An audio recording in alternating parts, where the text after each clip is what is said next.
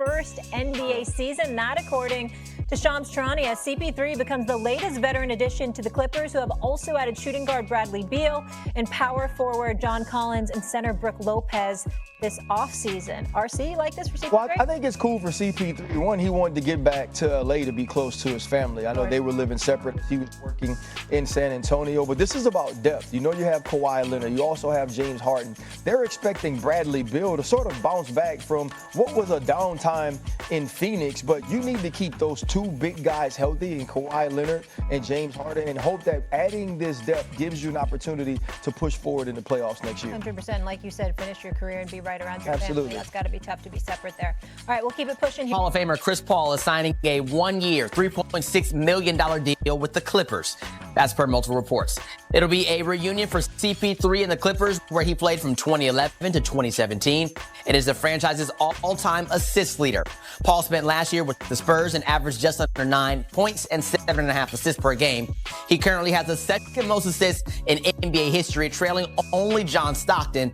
He will be entering his 21st NBA season and just turned 40 years old in May. But the ride is not over for Chris Paul, and we are not done talking about it. We now bring in our NBA expert, Sam Quinn. And Sam, if this is in fact the final year for Chris Paul playing in the NBA like we expected it might be, a return to the Clippers just seems fitting. Are you surprised at all that it was LA and the Clippers that he decided to play with?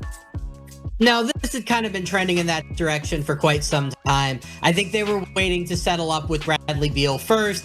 You know, they wanted to make sure they knew what kind of role they were going to have for him, but he's going to slot very nicely into that backup point guard role.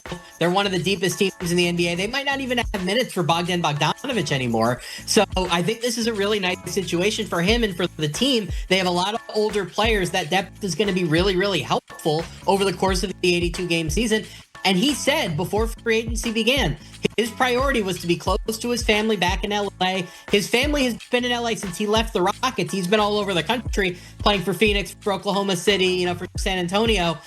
I think this is a fitting way to end his career, if that's indeed how it happens. Goes back to the team where he probably had his best years. He gets to be near his family. It would have been fun if it would have been the Lakers, him and LeBron finally linking up. But I don't think that really made basketball sense given the way their roster was constructed. The Clippers could actually really use a backup point guard. So I think this is a good fit all around. Yeah, 6 seasons for Paul with the Clippers, 5 of those All-Stars, 5 of them all NBA selections. Of course, all the Lob City, all the fun times that we remember when he was with the Clippers. Now running it back again, what can we really expect to see with him from what he has left in the tank? Granted, he did play all 82 games last year with the Spurs. He started all 82 games for the Spurs, right? He wasn't even just some bit player. It's funny, at players of that age, you sort of expect them to go ring chase, right? Go play 5-8 minutes a game on a championship contender. Chris Paul wanted to play, and I think that was a big part of his decision here. He's going to be the primary backup point guard for the Clippers. You figure he's going to play 15, 20 minutes a game. I think the Clippers, like a lot of the best teams in the NBA, most notably the Thunder, have realized that over an 82-game slog with the sport as intense as it is now, you want to be able to play 10, 11 guys. You want to be deep. You want to keep your guys fresh for the playoffs. So I think he's going to play around 20 minutes a game. I think he's going to be very useful in that role. The Clippers have a little bit of everything now, right? They can go big, they can go small, they can play offense-centric, they can play defense-centric. They can put whatever sort of lineup Chris Paul needs around him. I think they put him in a pretty good position here to go out as not just, the guy deep on the bench on the winning team, but as a real contributor even into his 40s. So what do you make of this Clippers roster right now as constructed? Because they have been busy this offseason. They have Brad Beal now. They have Brook Lopez. They also have John Collins. So you see this team and what they've done. What type of noise can they make in the West? Right now, I have them as a strong fourth in the West, right? Last year, they pushed Denver to 7. Denver pushes Oklahoma City to 7. That suggests that they're pretty close, right? Maybe not as close to Oklahoma City, but they have a chance. And they've improved pretty substantially. The two big problems last year were backup front court and backup back court, right? They get Chris Paul and Bradley Beal to address the offense when James Harden goes to the bench. They get Brook Lopez and John Collins really fortify the front court. They have everything. Some games to injury, but they won 50 with Kawhi missing like half the year last year. So I don't know if they're quite as good as the Thunder, the Nuggets, or the Rockets, but I think they're within the margin of error where they could push those teams in a series. And if they stay healthy, I think they could be near the top of the Western Conference in the regular season. Yeah, here we are in July, and I'm already looking forward to October because of all the movement we have seen in this offseason that likely is not even done yet. Sam Quinn, thank you so much as we talk about Chris Paul and his reunion with the Clippers headed over to LA. And there you'll find the Clippers sitting at 17-1 for the odds to win the NBA title. And that's behind teams in the West, which is the Thunder, Rockets, and Nuggets. So maybe Sam's spot on saying he has them as fourth best in the West. Chris Paul, back to LA. All-time starting lineups that they're putting up there. Who's got the better list here, Tim? This is some pretty recent history that we're talking about. I was going to say, did they know the NBA existed before 1993? I'm going to take VJ's team. All right. Yeah, I'm going to take Kawhi. They're very similar, actually. Iman's face right now.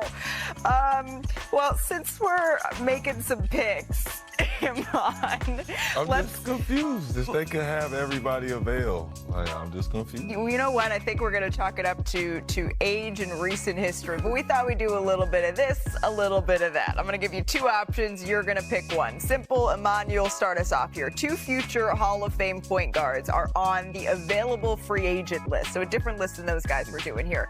Who has more to offer a team right now? Chris Paul, Russell Westbrook? CP, don't hate me. Give me Russell Westbrook. CP, don't kill me. Don't kill me. Why? Russell Westbrook is one of the fiercest competitors I've ever gotten to compete against.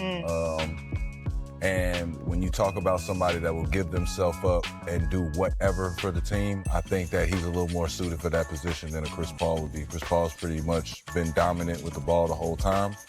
That's the way you want him to play, and that's the only way I think he can. I don't think he could play as efficient as Russell Westbrook could. Everyone who has played with Russ raves about him as a teammate, too. Like, a lot of folks say that they have really enjoyed him on their team as opposed to playing against him.